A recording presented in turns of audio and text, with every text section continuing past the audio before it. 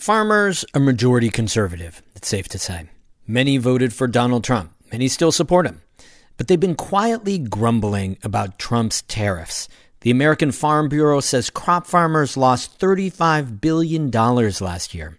The dairy industry, huge in New York, is getting hit hard too. Governor Kathy Hochul is offering initiatives for farmers to say, hey, Democrats can help. That's today's story of the day. Support for Story of the Day comes from Morja Wealth Management, serving the North Country for 3 generations. MorjaWM.com. Securities offered through Hightower Securities, LLC, member FINRA, SIPC. Hightower is an SEC-registered investment advisor. And Kinney Drugs, now accepting S3 Nations benefits and OTC Network wellness benefit cards for eligible over-the-counter health items. Details at KinneyDrugs.com.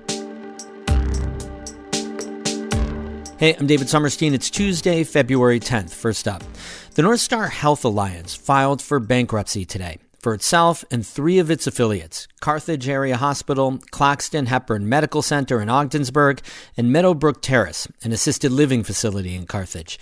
That comes after months of financial instability, more than 100 layoffs, and the resignation of its CEO. Amy Feiereisel reports.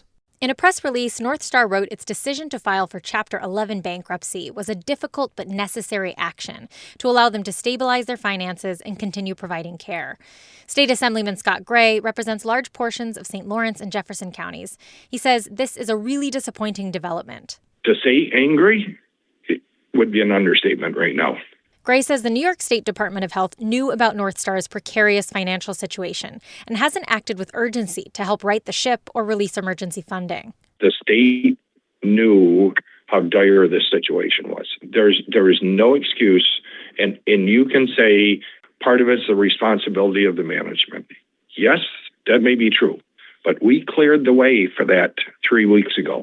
Gray is talking about North Star's CEO, Richard Duval, resigning.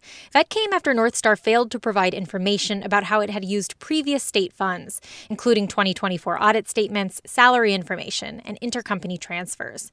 New York's health commissioner, Dr. James McDonald, weighed in at a budget hearing in Albany on Tuesday. Quite frankly, the department has had very simple questions we've been trying for a very long time to get answers to that any organization should be able to answer. McDonald told Assemblyman Gray that the state has been highly engaged with North Star and that North Star's failure to work with the state led to this point. So filing bankruptcy is something they chose to do. I understand what they did, and that type of protection is probably a very good thing for them right now. I cannot get into confidential conversations that I'm having with my team and them to try to find a sustainable path forward. Gray pushed back, saying that a temporary management services agreement has been on the table for weeks now, which would allow an outside provider to take over operating North Star facilities. He says the state still hasn't signed that agreement. The sustainable path forward should have been a management agreement, should have been executed weeks ago. We're the ones that forced that decision for the CEO to step down. Chapter 11 bankruptcy doesn't do anything for the vendors, especially the local vendors that are owed money from this facility. Yeah, so respectfully, Assembly Member, I think you're discounting the impact of failed leadership there, which is really the critical issue. Here's what filing Chapter 11 bankruptcy means for North Star. It essentially allows a hospital to keep operating as it attempts to recover financially. It's a last resort. Amanda Geary teaches business law at Clarkson University and is a practicing attorney. So it basically puts a pause on any claims from creditors and gives them time to reorganize finances, get their feet back under them, basically. North Star says it's filing for bankruptcy because of delays in customer payments, an outdated revenue collection system, and other external pressures like cyber attacks. Geary says that filing for bankruptcy doesn't necessarily mean hospitals are going to close. Most common from what I have seen is just trying to get back to financial stability to keep the hospital up and running. So any shutdown is obviously drastic, and Chapter 11's entire goal is to have to avoid that. As North Star restructures its debt, Assemblyman Scott Gray says he's concerned about the impact on local businesses and vendors and the North Country economy. My concern is the amount that's owed to those people being at risk.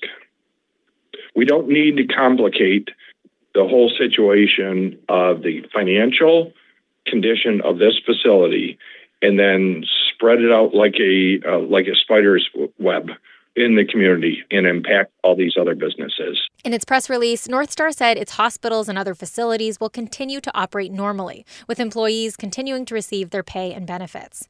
Whether a state triage team or a different provider could step in to stabilize North Star remains an open question mark. Amy Feiereisel, North Country Public Radio.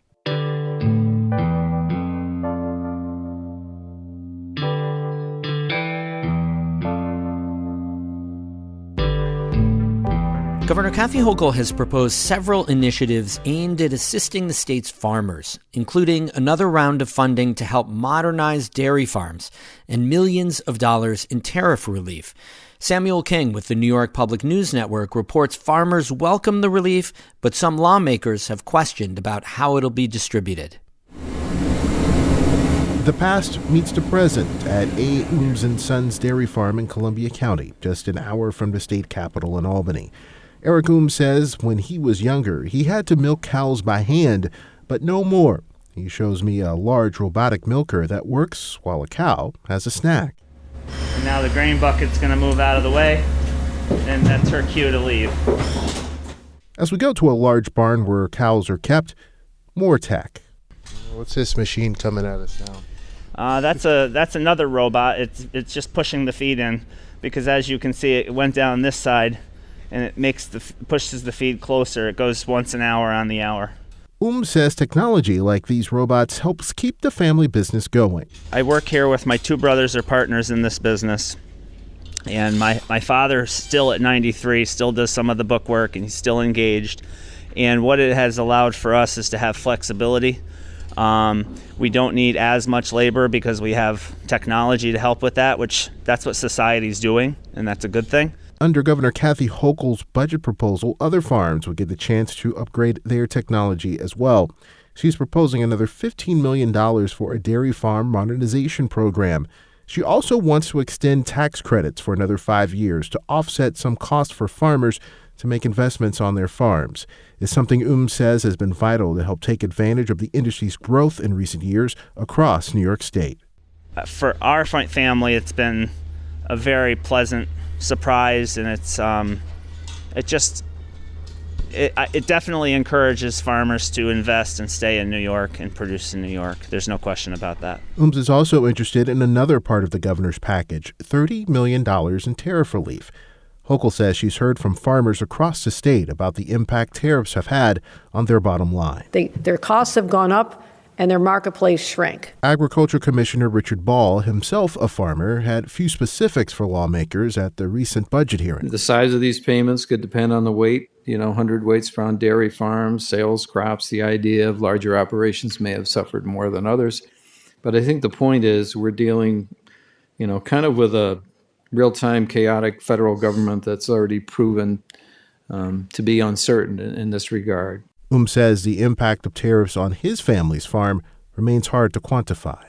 I mean, it's all part of the stew, right? It's not just one thing or another.